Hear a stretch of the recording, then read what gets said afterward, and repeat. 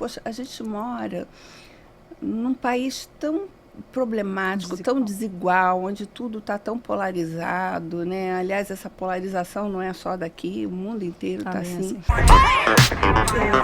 Essa responsabilidade social do entretenimento, eu acho que nessa tua obra que está na televisão agora, que a gente vai falar sobre ela, reflete muito isso, né? Como é que você pensa essa...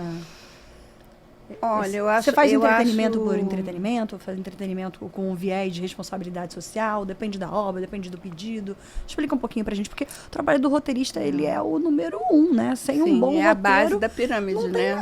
É a base da pirâmide. Tem uma ótima tudo. equipe, uma história ruim, verdade, você não vai pra lugar nenhum. Eu sempre falo para os meus alunos, né, que eu dou aula de roteiro, faço mentoria de projeto, e eu sempre digo a eles, poxa, a gente mora num país tão problemático, tão desigual, onde tudo está tão polarizado, né? Aliás, essa polarização não é só daqui, o mundo inteiro está assim.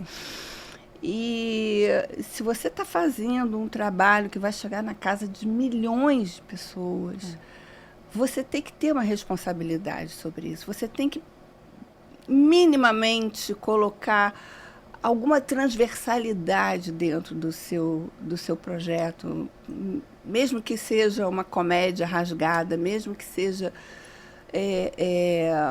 enfim, uma peça de teatro, ou o que for, sabe? Mas a gente tem essa responsabilidade, sabe? De, sei lá, de dar uma chavezinha no coração de alguém, né? Eu lembro quando eu fiz o Beijo Me Liga, que era uma comédia, assim, adolescente, totalmente sem compromisso, né? Era uma coisa bem fofa, bem de puro entretenimento mesmo. Mas a gente já tinha ali, por exemplo, uma menina que sofria de bulimia, que tinha a questão da ditadura da beleza, né? Então, assim, como foi um trabalho, foi a primeira dramaturgia nacional a ter uma transmídia, porque os personagens, eles existiam nas suas redes sociais, ainda era o Orkut e o Twitter. Nossa, legal. E aí eu ficava com o meu notebook no colo, com o TweetDeck, com os 6 personagens ali o dia inteiro conversando com o público, né? E isso aumentava bastante a audiência. E aí eu comecei a perceber, as pessoas começaram a falar assim, porque a minha namorada também sofre de bulimia, o que eu faço? O que eu falo para ela? O que não sei o que, sabe? Sei. E aí eu falava, não, você tem que buscar uma ajuda médica, você tem que buscar um apoio psicológico, porque isso é muito grave, isso não é legal. Então, assim... Através da personagem você dava esse recado. Exatamente. Então, sabe, é a responsabilidade que você tem com o que você está colocando no ar, né? E o Estranho Amor foi o auge disso, porque ali não havia nem transversalidade, é um projeto sobre. Era para isso, né? Para isso, né? E o Carlos de Andrade, o Carlão, que foi ele que criou esse projeto, ele já tinha feito o Conselho Tutelar, que era sobre crianças, né?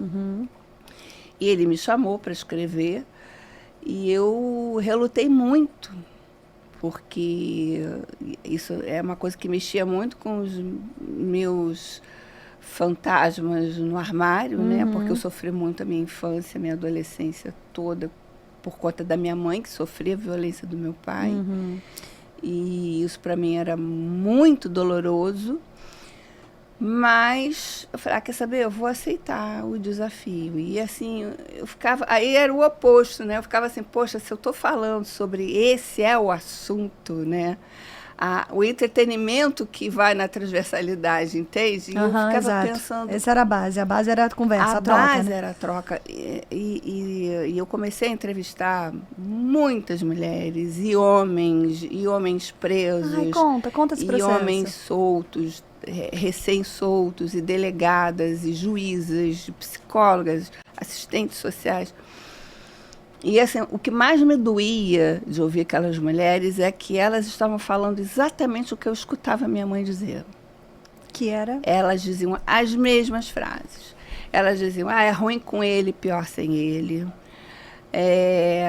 Eu mereci porque eu também tenho um gênio difícil, né? Eu apanhava quando era criança, então, sabe, eu sou uma peste. Eu escutava falar isso. Ela levou 17 facadas. A sua ficou mãe? cega de um olho. Não, essa mulher Essa que eu moça. entrevistei. Ah, tá. Aham, 17 sim, facadas, sim. ficou cega de um olho e mesmo assim Mesmo assim. falava isso. E a gente tinha, por exemplo, mulheres que diziam, mas eu não tenho como me separar dele porque eu não trabalho, eu tenho 3 filhos, 4 filhos, 5 filhos. Não vou botar o pai dos meus filhos na cadeia. E aí vinha a família dizendo, não faz nada, ele está nervoso, é uma fase, vai passar. Nossa, sabe? a Juliana, não sei se é aqui no Chico, como é que chama? Silveira. Silveira falou exatamente isso. Ele estava fora de si, né? Estava fora de si, não, exatamente. Ele não é assim, ele estava fora de si, ela não soube entender. Ele é um homem bom, no fundo ele é bom, sabe? E não, ele sempre foi um bom pai, não, ele sempre uma justificativa, sabe? E mulheres que falavam coisas do tipo, eu não vou denunciar, porque isso vai ser péssimo para mim, eu tenho vergonha, eu não vou me mostrar como uma derrotada. Porque é muito engraçado. É engraçado de uma maneira péssima de dizer, mas é muito ruim como a vítima, essa palavra vítima também é péssima, mas como ela se sente, é uma vergonha, né? Tem uma coisa de vergonha sobre... Quando quem devia sentir vergonha... Lógico. Cara, né? Sim. Mais do que vergonha. Mas ela se sente como se ela tivesse falhado como mulher dentro daquele relacionamento, né? E aí a coisa vai anos